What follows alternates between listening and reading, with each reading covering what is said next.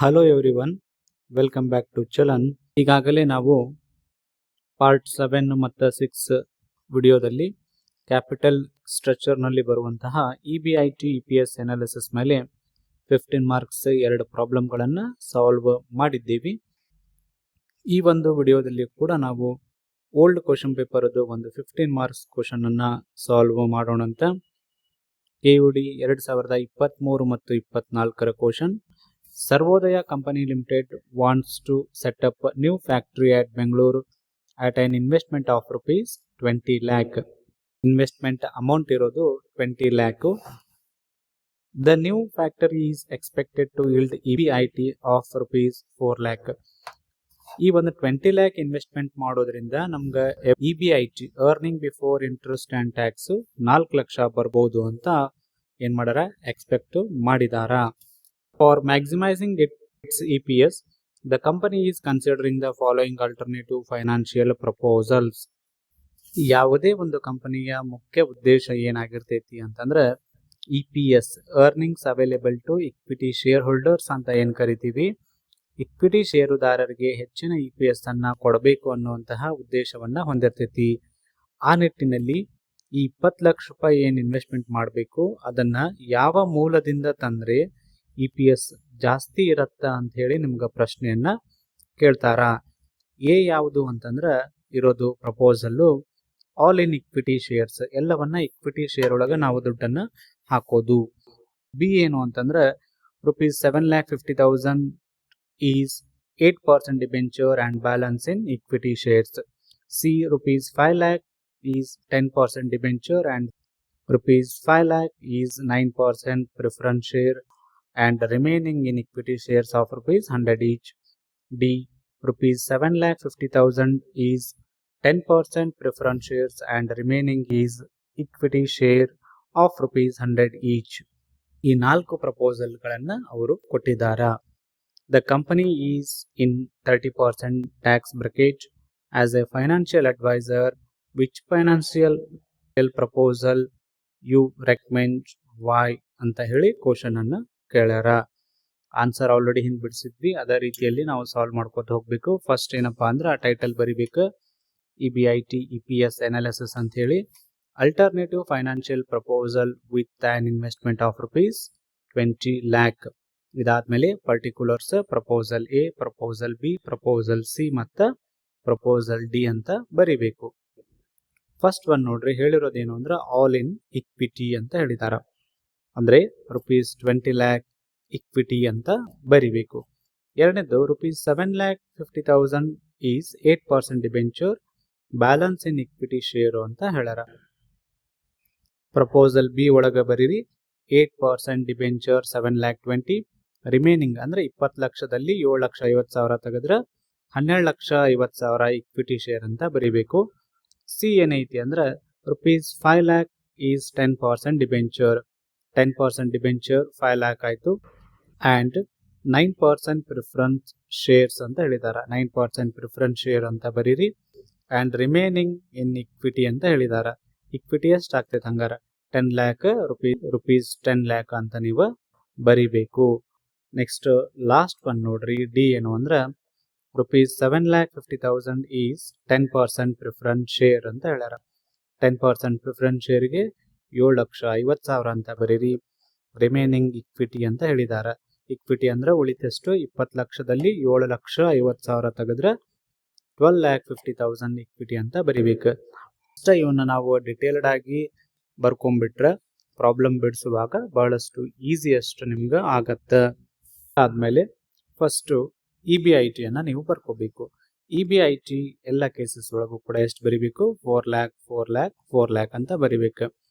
Next step ಏನು ಅಂತಂದ್ರೆ less interest on debenture ಅನ್ನ ನೀವು ಮಾಡಬೇಕು. ಅಬ್ಸರ್ವ್ ಮಾಡ್ರಿ, ಪ್ರಪೋಸಲ್ ಎ ಒಳಗ ಯಾವುದೇ ರೀತಿಯ ಡಿಬೆಂಚರ್ ಇಲ್ಲ, ಹಾಗಾಗಿ ಇಲ್ಲಿ ಇಂಟ್ರೆಸ್ಟ್ ಕಾಲಮ್ ಬರೋದೇ ಇಲ್ಲ. ಈ ಕಾಲಮ್ ಅನ್ನ ನೀವು ನಿಲ್ ಇಡಬೇಕು.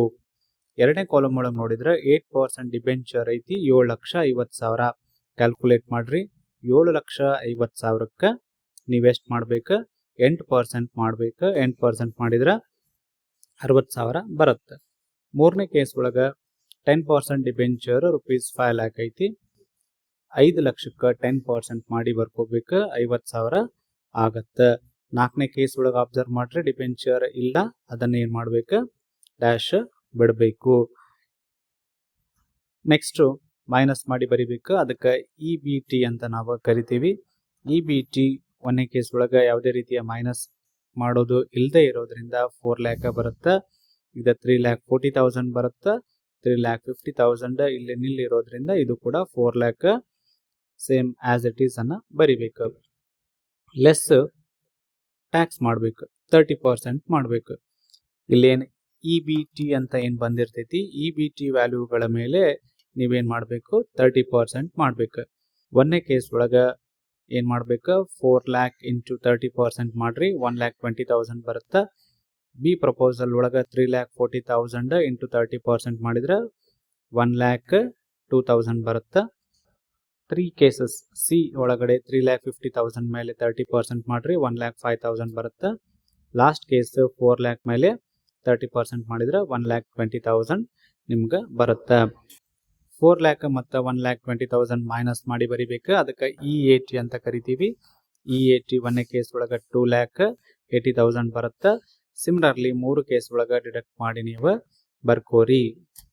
EAT ಬಂದ್ಮೇಲೆ ಲೆಸ್ ಪ್ರಿಫರೆನ್ಷಿಯಲ್ ಡಿವಿಡೆಂಡ್ ಮಾಡಬೇಕು. ಪ್ರಿಫರೆನ್ಷಿಯಲ್ ಡಿವಿಡೆಂಡ್ ಮಾಡುವಾಗ ಪ್ರಪೋಸಲ್ ಎ ಒಳಗೆ ಪ್ರಿಫರೆನ್ಸ್ ಶೇರ್ಸ್ ಇಲ್ಲದೆ ಇರೋದ್ರಿಂದ ಈ ಕಾಲಮ್ ಏನಾಗ್ತೈತಿ, ನಿಲ್ ಆಗಿರ್ತೈತಿ.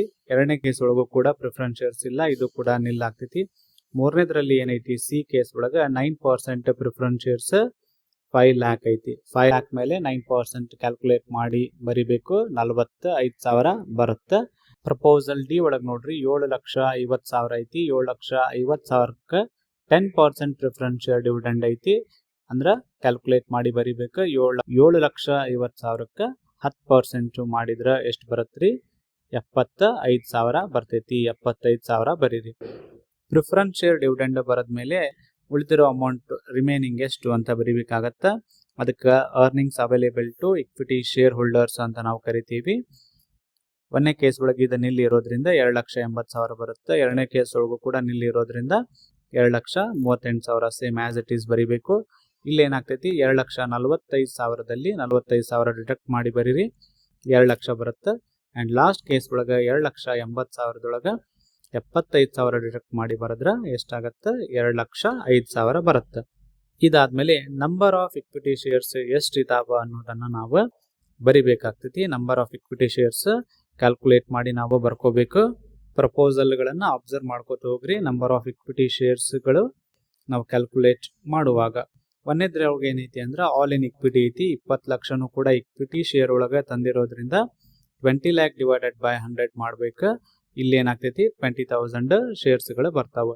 2ನೇ ಕೇಸ್ ಒಳಗೆ 12,50,000 ಇಕ್ವಿಟಿ ಶೇರ್ಸ್ ಇರೋದ್ರಿಂದ 12,50,000 ಡಿವೈಡೆಡ್ ಬೈ 100 ಮಾಡ್ಬೇಕು, 12,500 ಬರುತ್ತೆ. 3ನೇ ಕೇಸ್ ಒಳಗೆ ನಾವು ನೋಡೋದಾದ್ರೆ 10 ಲ್ಯಾಕ್ ಇಕ್ವಿಟಿ ಶೇರ್ ಕ್ಯಾಪಿಟಲ್ ಐತಿ. 10 ಲ್ಯಾಕ್ ಡಿವೈಡೆಡ್ ಬೈ 100 ಮಾಡಿದ್ರೆ 10,000 ಬರುತ್ತೆ.